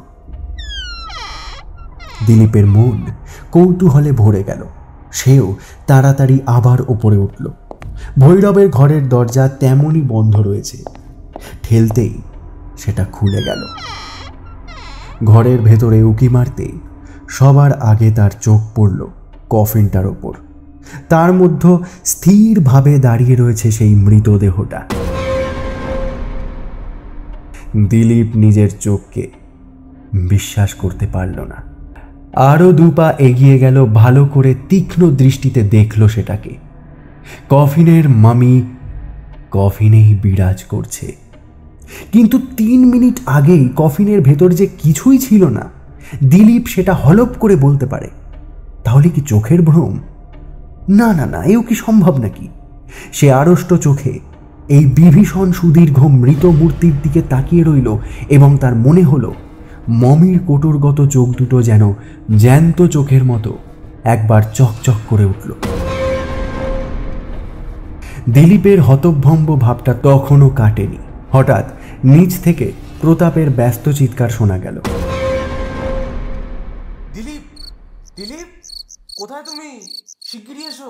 দিলীপ দ্রুত পদে নেমে গিয়ে দেখল তার ঘরের সামনে কাঁতর মুখে দাঁড়িয়ে রয়েছে প্রতাপ। কি হয়েছে? কি ব্যাপার? অবনী হঠাৎ জলে ডুবে গেছে, ডাক্তার পাওয়া যাচ্ছে না। আপাতত তুমি হলেই হবে। তাকে জল থেকে তোলা হয়েছে, দেহে এখনো প্রাণ আছে। দেরি করো না, শিগগিরই চলো, শিগগিরই চলো, শিগগিরই চলো। দুজনে তাড়াতাড়ি বাড়ি থেকে বেরিয়ে পড়ল এবং খুব তাড়াতাড়ি অবনীর বাড়িতে পৌঁছবে বলে দৌড়তে শুরু করল। অবনীর বৈঠকখানায় ঢুকে দেখা গেল চৌকির ওপরে তার জলসিক্ত অচেতন দেহটা শুইয়ে দেওয়া হয়েছে। সকলের প্রচেষ্টায় প্রায় 20 মিনিট পরে অবনীর দেহে একবার শিহরণ দেখা গেল। তারপর তার ঠোঁট কাঁপতে লাগলো। তারপর সে চোখ খুলল। প্রতাপ বলল, এইবারে জেগে ওঠ ভাই, জেগে ওঠ। তুমি আমাদের যথেষ্ট ভয় দেখিয়েছ। আমার ডাক্তারি ব্যাগ থেকে খানিকটা ব্র্যান্ডি বার করে ওকে খাইয়ে দাও দেখি। ইতিমধ্যে অবনী খানিকটা সামলে উঠেছে। সে 2 হাতে ভর দিয়ে উঠে বসল এবং তার চোখে মুখে ফুটে উঠল দারুণ ভয়ের চিহ্ন। দিলীপ বলল, কি ব্যাপার বলো তো, তুমি কি করে জলে পড়ে গেলে? না না, আমি পড়ে যাইনি। তাহলে? কে আমাকে ঠেলে দিয়েছে। সে কি? কি বলছো? হ্যাঁ, পুকুর ধারে দাঁড়িয়েছিলাম, হঠাৎ কে আমাকে 2খানা বরফের মতো ঠান্ডা হাতে হালকা পালকের মতো শূন্যে তুলে ধরে জলে ছুঁড়ে ফেলে দিল। কে সে? আমি কিছুই দেখিনি, কিছুই শুনিনি, কিন্তু সে যে কে আমি তা জানি, আমি জানি। খুব মৃদু স্বরে দিলীপ বলল, এবার বুঝতে পেরেছি। হ্যাঁ, আমিও জানি। অবনী সবিষয়ে বলল, তাহলে তুমি জেনেছ? মনে আছে আমি তোমাকে কি অনুরোধ করেছিলাম? মনে আছে। এইবারে বোধহয় আমি তোমার অনুরোধ রক্ষা করব। প্রতাপ বিরক্ত কণ্ঠে বলল, তোমরা কি গুজগুজ ফুসফুস শুরু করলে? হে, অবনী এখন বিশ্রাম করুক, এখন আর কোনো কথা নয়। এসো হে, আমরা বিদায় হই। বাসার দিকে ফিরতে ফিরতে দিলীপের কত কথাই মনে হতে লাগলো। মামি, শূন্য কফিন, সিঁড়ির ওপরে শব্দ, কনকনে হাওয়া, তারপরেই কফিনের মধ্যে ওই হারিয়ে যাওয়া মামির রহস্যপূর্ণ অসম্ভব পুনরাবির্ভাব এবং তারপর অবনীর ওপর এই অকারণ আক্রমণ। এর আগেই নন্দলালও ঠিক এইভাবেই আক্রান্ত হয়েছিল এবং এদের দুজনের ওপরেই ভৈরব তুষ্ট নয়। এই সঙ্গে ভৈরবের ঘরের অসাধারণ ব্যাপারগুলো মনে পড়তে লাগলো তার। এই সমস্ত ঘটনা একত্রে নাড়াচাড়া করতে করতে দিলীপের মনের ভেতর একটা সম্পূর্ণ নাটক গড়ে উঠল। এসবকে মিথ্যে বলা অসম্ভব, কিন্তু পৃথিবীর চোখে এদের সত্যতা প্রমাণিত করাও যে খুব কঠিন। পৃথিবী বলবে, দিলীপ তুমি ভুল দেখেছ, কফিন এক মুহূর্তেও মমি শূন্য হয়নি, আরও অনেকের মতো অবনীয় হঠাৎ জলে ডুবে গেছে। ভেবে ভেবে তোমার মাথাটা খারাপ হয়ে গিয়েছে, তুমি কোনো ভালো ডাক্তারের ওষুধ খাও। দিলীপ নিজেও নিশ্চয় এরকম গল্প শুনলে এই কথাই বলতো, কিন্তু তবুও সে এখন স্পষ্ট ভাষায় বলতে পারে যে ভৈরবের মন হচ্ছে হত্যাকারীর মন এবং সে এমন এক অশ্রুতপূর্ব ভয়াবহ অস্ত্রের দ্বারা নরহত্যা করতে চায় পৃথিবীর অপরাধের ইতিহাসে আর কেউ কখনো যা ব্যবহার করতে পারেনি। দিলীপ স্থির করল সপ্তাহখানেকের মধ্যেই কোনো একটা নতুন বাসায় গিয়ে উঠবে সে। এ বাসায় থাকলে তার পড়াশুনো আর হবে না। দোতলার ঘরের রহস্য নিয়েই মন ব্যস্ত হয়ে থাকবে। সে বাসার কাছে এসে পড়ল। দোতলার ঘরে তখন আলো জ্বলছে এবং বাইরের দিকে তাকিয়ে জানালার কাছে দাঁড়িয়ে রয়েছে ভৈরব। বাড়ির ভেতরে ঢুকে দিলীপ দেখল ভৈরব সিঁড়ি দিয়ে নেমে আসছে। ভৈরব বলল, দিলীপ বাবু নমস্কার, আপনার সঙ্গে দু একটা কথা বলতে চাই। এখন কি আপনার সময় হবে? না, সময় হবে না? লেখাপড়া নিয়ে আপনি এতই ব্যস্ত? আমি অবনীর কথাই বলতাম। শুনেছি তার নাকি বিপদ হয়েছে। মুখ গম্ভীর, কিন্তু তার চোখে যেন আনন্দের আভাস। দিলীপের ইচ্ছে হলো মেরে তার মুখ ভেঙে দেবে। সে বলল, ভৈরববাবু, শুনে আপনি বড়ই দুঃখিত হবেন যে অবনী এখন সম্পূর্ণ সুস্থ হয়েছে। আপনার শয়তানি কৌশল এবার আর কাজে লাগেনি। বেহায়ার মতো কিছু উড়িয়ে দেওয়ার চেষ্টা করবেন না, আমি সব জেনে ফেলেছি। খ্যাপা দিলীপের রুক্ষ কথা শুনে ভৈরব প্রথমটায় থতমত খেয়ে দুপা পিছিয়ে গেল। তারপর বলল, কে? আপনি পাগল হয়ে গেছেন দিলীপ বাবু। কি বলতে চান আপনি? অবনীর দুর্ঘটনার জন্য আমি দায়ী? হ্যাঁ, দায়ী আপনি আর আপনার ওই শুকনো মরাটা। ভৈরববাবু, সেকাল হলে আপনাকে হয়তো জীবন্ত পুড়িয়ে মারা হতো, কিন্তু ভুলে যাবেন না, একালেও কিন্তু ফাঁসিদণ্ড আছে। এই টালিগঞ্জে যদি আর কোনো লোক এইভাবে আক্রান্ত হয়ে প্রাণ হারায়, তাহলে আমি আপনাকে পুলিশের হাতে সমর্পণ করব। মিশরি মরার খেলা আমাদের কলকাতায় আর চলবে না, বুঝলেন? আপনাকে শীঘ্রই পাগলা গারদে পাঠাতে হবে দেখছি। আচ্ছা, দেখা যাবে আমি পাগলা গারদে যাই নাকি আপনাকে ফাঁসি কাটে ঝোলাই। বলেই দিলীপ নিজের ঘরে ঢুকে দরজা বন্ধ করে দিল।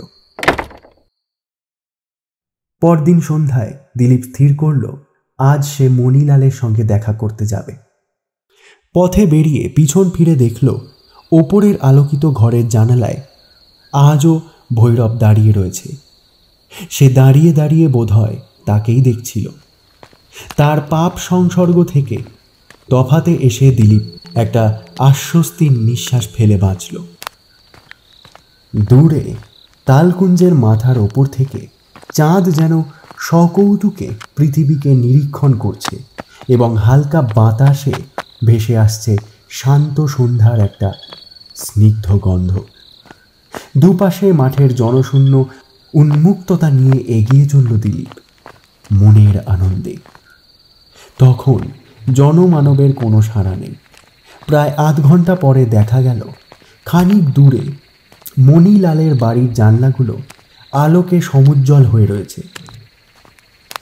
একবার দিলীপের কি যেন মনে হলো, তাই ফিরে পিছনের দিকে তাকিয়ে দেখল চাঁদের আলোয় ধবধবে পথটা একটা চওড়া শুভ্র রেখার মতো অনেক দূরে অস্পষ্টতার মধ্যে হারিয়ে গিয়েছে, কিন্তু তার ওপর দিয়ে অভিশপ্ত অপছায়ার মতো কি একটা দ্রুত বেগে এগিয়ে আসছে।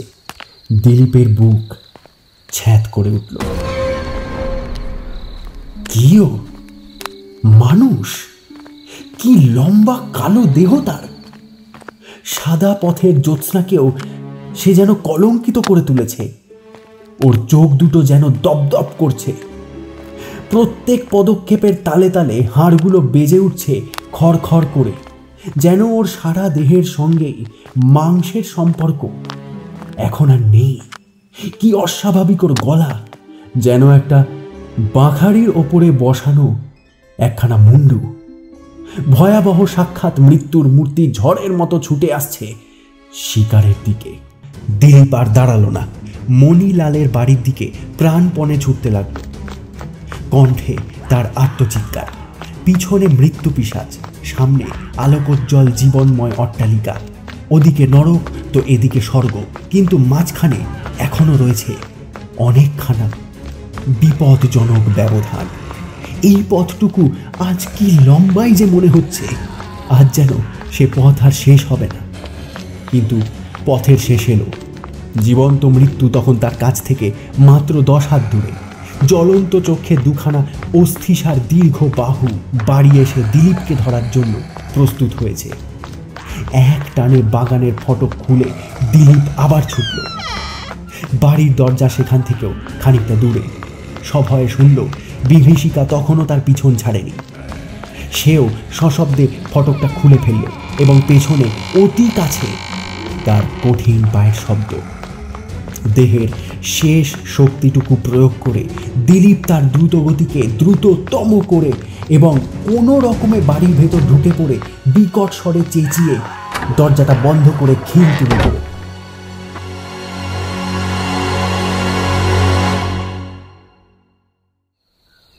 কোথা থেকে মণিলাল ছুটে এসে বলল, আরে কি আশ্চর্য! দিলীপ, দিলীপ, ব্যাপার কি? দরজার উপরে পিঠ রেখে দাঁড়িয়ে দিলীপ অতি ক্ষীণ স্বরে বলল, আগে আগে এক গ্লাস জল দাও। মণিলাল দৌড়ে গিয়ে যখন এক গ্লাস জল নিয়ে ফিরে এলো, দিলীপ তখন একান্ত অবসন্নের মতো একখানা চেয়ারের ওপর বসে পড়ে হাঁপ সামলাবার চেষ্টা করছে। এই নাও জল। বন্ধু, তোমার একই মূর্তি, মুখ যে একেবারে কাগজের মতো সাদা হয়ে গেছে। দিলীপ সাগ্রহে হাত বাড়িয়ে তার তপ্ত পাথরের মতন শুকনো গলাটা ভিজিয়ে নিল। তারপর খানিকক্ষণ চুপ করে থাকার পর বলল,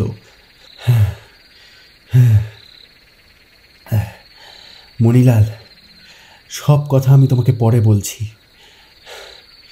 আপাতত শুনে রাখো। আজ রাতে আমি তোমার বাড়িতেই আমাকে শুতে হবে। আজকে বাড়ি যাওয়া সম্ভব নয়। কাল সকালে আবার সূর্যোদয় হলে তবেই আমি বাড়ি ফিরতে পারবো, তার আগে আমি বাড়ি যেতে পারবো না। দিলীপের মুখের দিকে তাকিয়ে মণিলাল বলল, তুমি যা বলবে তাই হবে। আমি তোমার জন্য ব্যবস্থা করতে বলছি। ও কি, উঠে আবার কোথায় যাচ্ছ? হ্যাঁ, দোতলার বারান্দায় যাচ্ছি। সেখান থেকে চারিদিকে সমস্ত দৃশ্য দেখা যায়। তুমিও আমার সঙ্গে এসো।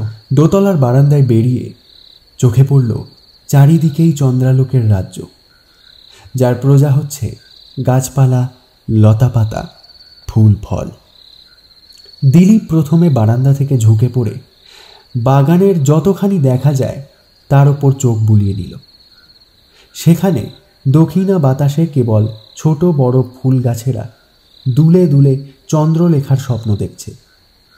তারপর সে মাঠের পর মাঠের দিকে এবং সুদীর্ঘ সাদা ফিতের মতো মেঠো পথের দিকে তীক্ষ্ণ দৃষ্টিতে তাকিয়ে দেখল সেখানেও জনহীন পূর্ণ শান্তির মধ্যে ঘুমিয়ে রয়েছে সুমধুর জ্যোৎস্না। কাছে বা দূরে জীবন্ত কোনো প্রাণীর ছায়া পর্যন্ত দেখা গেল না। মণিলাল বলল, দিলীপ, তুমি কি সিদ্দিকে দুঃস্বপ্ন দেখে ভয় পেয়েছো? এখানে এসে কাকে তুমি খুঁজতে চাও? সে কথা তোমাকে বলছি, কিন্তু কোথায় গেল সে? কোথায় লুকোলো? এখানেই থাকবে, এখানেই কোথাও আছে। হ্যাঁ হ্যাঁ হ্যাঁ, ওই দেখো মণিলাল, ওই দেখো পথটা যেখানে মোড় ফিরেছে। দেখো ওখানে একবার ভালো করে তাকিয়ে দেখো। বলেই সে উত্তেজিতভাবে মণিলালের বাহু সজোরে চেপে ধরল। মণিলাল বলল, হ্যাঁ, আমি দেখতে পাচ্ছি। আমাকে দেখাবার জন্য এত জোরে হাত চেপে ধরবার কোনো দরকার নেই। হ্যাঁ, ওখান দিয়ে কেউ যাচ্ছে বটে, কোনো মানুষ। দেখলে মনে হয় সে রোগা কিন্তু ঢ্যাঙা, খুব ঢ্যাঙা। বেশ তো, পথ দিয়ে মানুষ যাচ্ছে, আর মানুষেরা চিরকাল পথ দিয়েই চলে, কিন্তু সেজন্য তোমার এত বেশি ভয় পাবার কারণ কি? কারণ কিছুই নেই, তবে ওই মূর্তিটাই আমাকে ধরার জন্য পেছনে তাড়া করেছিল। আচ্ছা তোমার বৈঠকখানায় চলো দেখি, সব কথা তোমাকে সবিস্তারে বর্ণনা করছি। দুজনে আবার নেমে বৈঠকখানায় এসে বসল। প্রচুর আলোকে আনন্দময় সেই সাজানো ঘরের একখানা কৌচের ওপর বসে দিলীপ একেবারে গোড়া থেকে শুরু করে শেষ পর্যন্ত সমস্ত ঘটনা একে একে মণিলালের কাছে বর্ণনা করে গেল। ছোটোখাটো খুঁটিনাটি পর্যন্ত সে বাদ দিল না। মণিলাল, এ হচ্ছে আমার অভিশপ্ত অভিজ্ঞতার ইতিহাস। এ কাহিনী অসম্ভব বটে, কিন্তু এর প্রত্যেকটা বর্ণই সত্যি। মণিলাল বেশ খানিকক্ষণ স্তব্ধ হয়ে বসে রইল, তার মুখের ওপর একটা হতভম্ব ভাব। তারপর সে ধীরে ধীরে বলল, আমার জীবনে এমন গল্প কখনো শুনিনি। তুমি সমস্ত বিষয় বর্ণনা করলে বটে, কিন্তু তুমি নিজে কি সিদ্ধান্তে উপস্থিত হয়েছো বলো তো দেখি? তোমার নিজের মত কি? তার আগে তোমার মত শুনতে চাই। এ বিষয় নিয়ে তুমি ভাববার সময় পেয়েছো, আমি তো পাইনি। হ্যাঁ, আসল ব্যাপার আমার যা মনে হয় তা হচ্ছে এই, ওই শয়তান ভৈরব মিশরে গিয়ে এমন কোনো গুপ্তমন্ত্র শিখে এসেছে যার গুণে ওই মামিকে, অর্থাৎ ওই হাজার হাজার বছর আগেকার মরাটাকে অথবা একটা বিশেষ মরাকে অত্যন্ত খানিকক্ষণের জন্য জ্যান্ত করে তুলতে পারা যায়। যেদিন সে প্রথম অজ্ঞান হয়ে যায় সেদিনই সম্ভবত মরাটাকে সে প্রথমবারের মতো জাগিয়ে তুলতে পেরেছিল। কিন্তু একটা পুরনো শুকনো মরা জীবন্ত হয়ে উঠছে, এই অনভ্যস্ত অসম্ভব দৃশ্য দেখেই যে সে ভয়ে জ্ঞান হারিয়ে ফেলেছিল তাতে আর কোনো সন্দেহ নেই। তারপর জীবন্ত মরার নড়াচড়া দেখতে দেখতে সে অভ্যস্ত হয়ে পড়ে। যদিও মামির সেই জীবন নিশ্চয়ই দীর্ঘস্থায়ী নয়, কারণ আমি তাকে দিনের পর দিন সম্পূর্ণ জড় পদার্থের মতো কফিনের ভেতর থাকতে দেখেছি। কিন্তু এক অপার্থিব অদ্ভুত শক্তির অধিকারী হয়ে ভৈরব বুঝল যে মরার সাহায্যেও সে মনের মতো কার্য সফল করতে পারবে, কারণ এটা হচ্ছে মানুষের মরা। অতএব জ্যান্ত হলে তার মানসী বুদ্ধি ও শক্তিও ফিরে আসে। নন্দলালের ওপর ভৈরবের রাগ ছিল, তার ওপরেই সে প্রথম এটা পরীক্ষা করে। তারপর এই নতুন ক্ষমতা পেয়ে আনন্দে অধীর হয়ে সে অবনীকেও নিজের দলে টানার চেষ্টা করল, কিন্তু অবনী হচ্ছে ভিন্ন ধাতুতে গড়া। এজন্য এসব অন্যায় ভুতুড়ে ব্যাপারে সে যোগ দিতে চাইল না। ভৈরবের সঙ্গে তার ঝগড়া বাঁধল। এমন লোকের হাতে সে নিজের বোনকে সমর্পণ করতে নারাজ। তাই জন্যে সেও পড়ল ভৈরবের হুকুমে এই জ্যান্ত মরার হাতে। কিন্তু আগে নন্দলাল, তারপরে যে অবনী প্রাণে প্রাণে কোনো রকমে রেহাই পেলে, সে হচ্ছে দৈবের মহিমা। নইলে ভৈরবের ওপর আজ দুটো নরহত্যার চাপ পড়ত। তারপর সে যখন টের পেল যে আমিও তার গুপ্ত কথা জেনে ফেলেছি, আমাকেও তার পথ থেকে সরিয়ে দেওয়ার চেষ্টা করতে লাগলো। আমি যে এখানে আসবো সেটা সে জানত, দিলে তার মামিটাকে লেলিয়ে। কিন্তু ভাগ্য আমার প্রতি সুপ্রসন্ন, নইলে কাল সকালেই তোমার বাগানের ভেতর দেখতে পেতে আমার মৃতদেহ। আমি মোটেই ভীতু লোক নই, কিন্তু এরকম মৃত্যু ভয় অতি বড় সাহসীও সহ্য করতে পারে না। বন্ধু, অতিরিক্ত লেখাপড়া করে তোমার মাথার গোলমাল হয়েছে।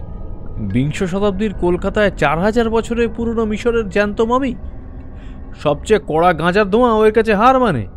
এই মমি খালি তুমিই দেখেছো, আর কেউ একে জ্যান্ত অবস্থায় দেখেনি।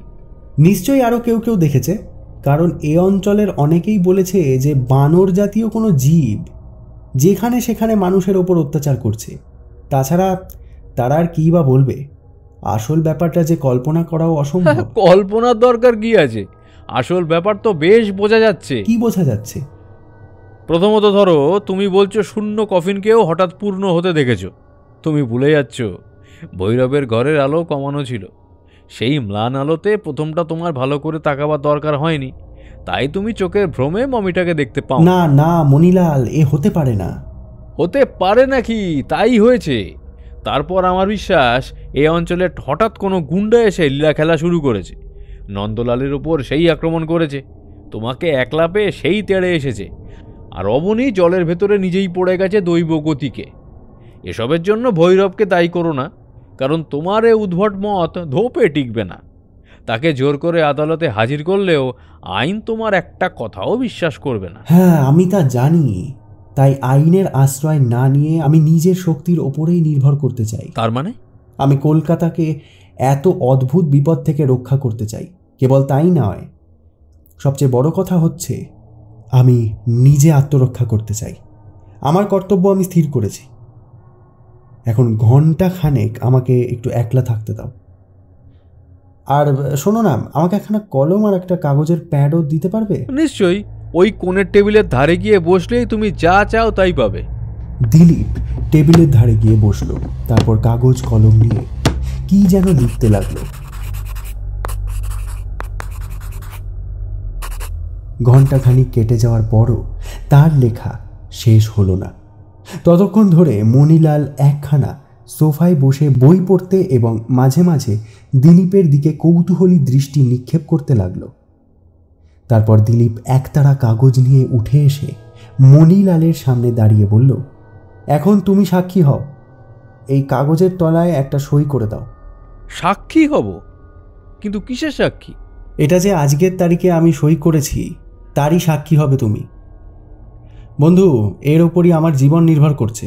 দিলীপ, তুমি পাগলের মতোই কথা কইছো, বুঝলে? চলো, খেয়ে দিয়ে শোবে চলো। আমি যা করেছি অনেক ভেবেচিন্তেই করেছি। যে মুহূর্তে তুমি সই করবে আমি তোমার সই কথায় শুনব। নাও, সই করো। কিন্তু কি জন্য সই করব সেটা তো বলো। আজ আমি তোমাকে যে ঘটনাগুলো বলেছি সেই সব কাগজে তা আমি লিখে রাখলাম। তুমি কেবল সাক্ষী হও মণিলাল। মণিলাল তখনই সই করে দিয়ে বলল, নাও, কেমন হলো তো? কিন্তু তোমার মতলবটা কি বলো তো, সেটা আমি জানতে চাই। পুলিশের হাতে যদি আমি ধরা পড়ি তাহলে এই কাগজগুলো দাখিল করো। পুলিশের হাতে তুমি ধরা পড়বে কেন? হয়তো আমি নরহত্যা করব। দিলীপ, দিলীপ শোনো, গোয়ারের মতো কোনো কাজ করো না। মোটেই না, আমি আমার কর্তব্যই করব। এখন এই কাগজগুলো তুমি রেখে দাও। আমি এইবার খেয়ে দিয়ে খুব তাড়াতাড়ি শুয়ে পড়তে চাই। কাল সকালে আমার অনেক কাজ। দিলীপকে যারা চেনে তারা জানে যে শত্রু হিসেবে সে বড় সহজ মানুষ নয়। যেমন মন দিয়ে সে লেখাপড়া করত তেমনভাবেই দেহ মন একাগ্র করেই লোকের সঙ্গে বন্ধুত্ব কিংবা শত্রুতা করতে পারত। এই ছিল তার স্বভাব। অর্ধসমাপ্ত করে সে কোনো কিছুই ফেলে রাখতে পারত না। সে যে কি করবে সে কথা কিছুই মণিলালের কাছে ভাঙল না। কিন্তু পরদিন সকালে পূর্ব আকাশে রঙের খেলা শুরু হওয়ার আগেই দিলীপ বিছানা ছেড়ে জামা কাপড় পরে তাড়াতাড়ি বেরিয়ে পড়ল। পরবর্তীতে কি কি ঘটতে চলেছে এই সব ভাবতে ভাবতে দিলীপ কাঁচা রোদের সোনামাখা পথের ওপর দিয়ে এগিয়ে চলল। প্রথমে প্রতাপের বাড়িতে গিয়ে হাজির হলো।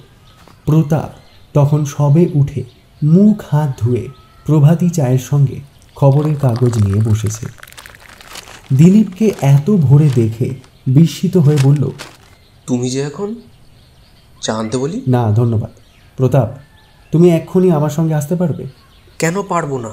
আমি যা বলবো তুমি তা করতে পারবে? নিশ্চয়ই। আচ্ছা, তোমাদের বন্দুক আছে না? আছে, কিন্তু বন্দুক কি হবে? সেটা সঙ্গে করে নিয়ে এসো। আর এক গাছা খুব মোটা লাঠিও নিয়ে এসো। বাঘ মারা যায় এমন লাঠি তোমায় দিতে পারি, কিন্তু এত অস্ত্রশস্ত্র কেন? যুদ্ধযাত্রা করবে নাকি?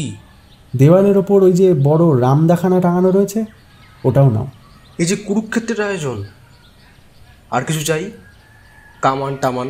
আপাতত দরকার হবে না, তোমাকেও দরকার হতো না, কিন্তু পাছে একজনের বেশি লোক আমাকে আক্রমণ করে সেই ভয়েই তোমাকে নিয়ে যাচ্ছি।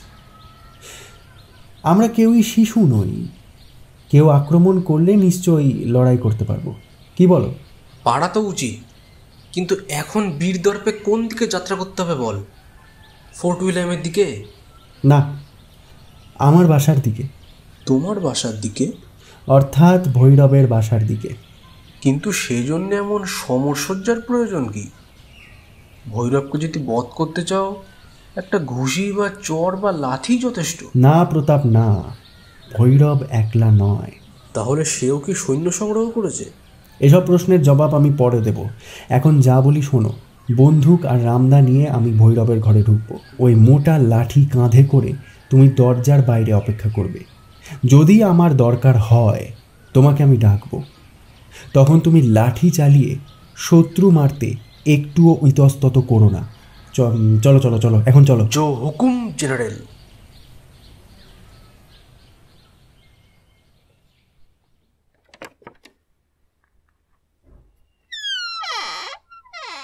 ভৈরব টেবিলের সামনে বসে এক মনে কি যেন লিখছিল। দরজা খোলার শব্দে মুখ তুলে দেখল দিলীপ ঘরে ঢুকে আবার দরজা ভেজিয়ে দিল। তার পিঠে বাঁধা বন্দুক, হাতে রামদা। প্রথমটা সে হতভম্বের মতো ফ্যাল ফ্যাল করে তাকিয়ে রইল। তারপর বিষম রাগে তার কপালের শিরাগুলো ফুলে উঠল। দিলীপ কফিনটার দিকে তাকিয়ে দেখল নিশার মৃত্যুর আড়ষ্টতা নিয়ে প্রাচীন মিশরবাসী সেই সুদীর্ঘ মানবের মৃতদেহটা কফিনের ভেতর দাঁড়িয়ে আছে। তার কোটরগত চোখে আজ জাগ্রত দৃষ্টির এতটুকু আভাস নেই। তার মাংসহীন বিবর্ণ চামড়া ঢাকা অস্থিসার দেহের ওপরে শত শত শতাব্দীর কুৎসিত জীর্ণতা মাখানো। লম্বা হাত দুখানা অনাবশ্যক উপসর্গের মতো একান্ত অসহায়ভাবে দেহের দুদিকে ঝুলছে। যদিও তার কাঁকড়ার দাঁড়ার মতো বাঁকানো নিষ্ঠুর হাতের আঙুলগুলো দেখলে মন যেন দমে যায়, কিন্তু 4000 বছরের ওই পুরনো শুটকো মরা যে আবার ওই কফিন ছেড়ে পৃথিবীর সবুজ মাটির ওপর পদচালনা করতে পারে, এমন সম্ভাবনার কথা শুনলে পাগলও বোধহয় অবিশ্বাসের হাসি হেসে উঠবে। দিলীপ রীতিমতো গদিয়ানি চালে একখানা চেয়ার টেনে নিয়ে বসে পড়ে যেন নিজের মনেই বলল, দেখছি ধুনুচিতে আজ ধুনোও পড়ছে না, প্যাপিরাস পুঁথির মন্ত্রও কেউ পড়ছে না, জন্তুমুখ দেবতাদের পুজোর আয়োজনও নেই, মামিরও ঘুম এখনো ভাঙেনি। যে আশ্চর্য ব্যাপার। ঠোঁট ফাঁক করে হিংস্র দাঁতগুলো দেখিয়ে ভৈরব বলল, দিলীপ বাবুর বোধহয় ভ্রম হয়েছে। হে, এটা তার নিজের ঘর নয়। দিলীপ বাবুর ভ্রম হয়নি। তিনি যে একটা হত্যাকারীর আস্তানায় এসেছেন এ জ্ঞান তার আছে। আমি যদি এখন ফোন করে পুলিশ ডাকি তাহলে ঘরে ঢুকে কি দেখবে তারা? শান্তিপ্রিয় গোপেচারা ভৈরবের হাতে রয়েছে মাত্র একটা ফাউন্টেনের পেন, আর মহাবীর দিলীপ বাবুর পৃষ্ঠদেশে বাঁধা দোনলা বন্দুক, আর হাতে চকচক করছে মস্ত খাঁড়া পিঠের বন্দুক। এই আমি হাতে নিলাম, এই রামদাটা উপহার দিলাম তোমাকে। এবার তুমিও সশস্ত্র হলে তো? টেবিলের ওপরে স্থাপিত রামদার দিকে স্থির দৃষ্টিতে তাকিয়ে ভৈরব বলল, তারপর রামদার সঙ্গে কি বন্দুকের যুদ্ধ হবে? দিলীপ বুঝতে পারল ভৈরব মনের ভাব চাপার জন্য চেষ্টা করছে, কিন্তু ভয়ে তার কণ্ঠস্বর কেঁপে কেঁপে উঠছে। সে ধীরে ধীরে উঠে দাঁড়িয়ে বলল, রামদা নিয়ে তুমিও উঠে দাঁড়াও, তারপর ওই মামিটাকে কেটে টুকরো টুকরো করে ফেলো। ও, খালি এই মরার ওপর খাড়ার ঘা? হ্যাঁ, খালি এই। শুনলাম রাজার আইন তোমাকে ধরতে পারবে না, কিন্তু আমার নিজের একটা আইন আছে, তার কাছে তোমার মুক্তি নেই। তোমার ঘরের ঘড়ির দিকে তাকিয়ে দেখো, বেলা 8টা বাজতে আর মাত্র 5 মিনিট বাকি। এই আমি বন্দুক তৈরি রাখলাম। 5 মিনিটের মধ্যে তুমি যদি ওই মমিটাকে কেটে টুকরো টুকরো করে না ফেলো, বন্দুকের গুলিতে আমি তোমার খুলি উড়িয়ে দেব। তুমি আমাকে খুন করবে? হ্যাঁ। কি কারণে? তোমার শয়তানির জন্য। ভৈরব, 1 মিনিট হয়ে গিয়েছে। কিন্তু কি কি শয়তানি করেছি আমি? বলা বাহুল্য, তুমিও জানো আমিও জানি। এই হচ্ছে ধাপ্পা দিয়ে ভয় দেখানো। 2 মিনিট হলো। ধাপ্পায় আমি ভয় পাই না।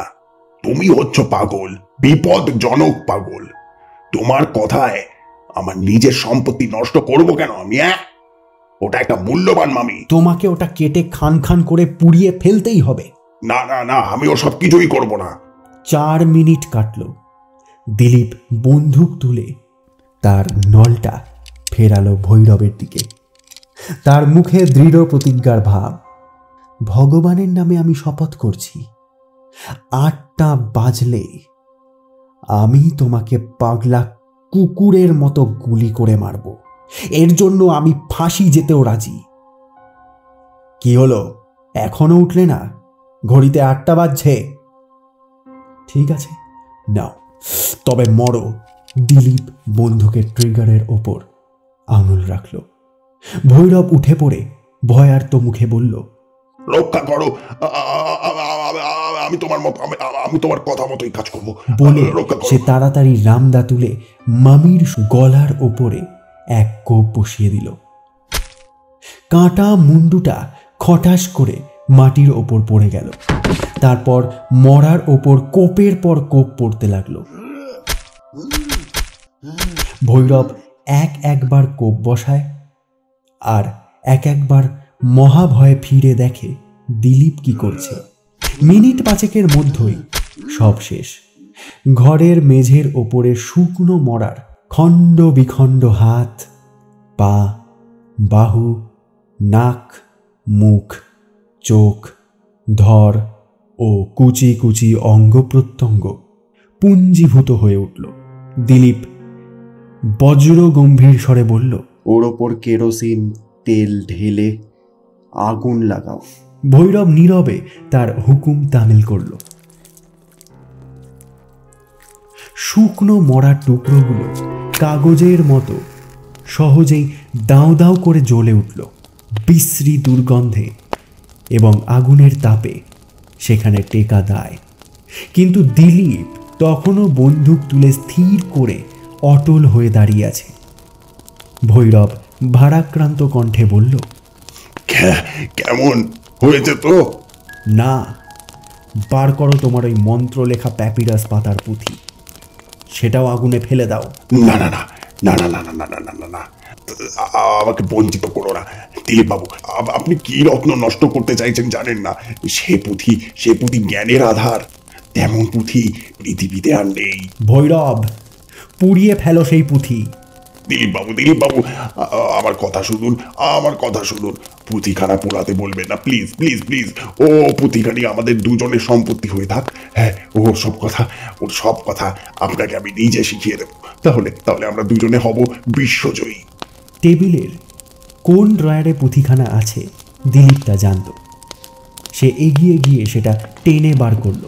ভৈরব হাউমাউ করে উঠে তার হাত থেকে সেটা কেড়ে নিতে এলো, কিন্তু দিলীপ এক ধাক্কায় তাকে সরিয়ে দিয়ে পুঁথিখানা আগুনের মধ্যে ছুঁড়ে ফেলল।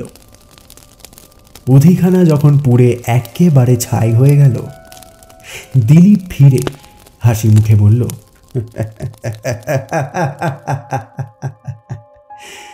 ভৈরবচন্দ্র, এখন তুমি হলে নির্বিষ সাপের মতো। আর আমার এখানে কোনো কাজ নেই, চললাম।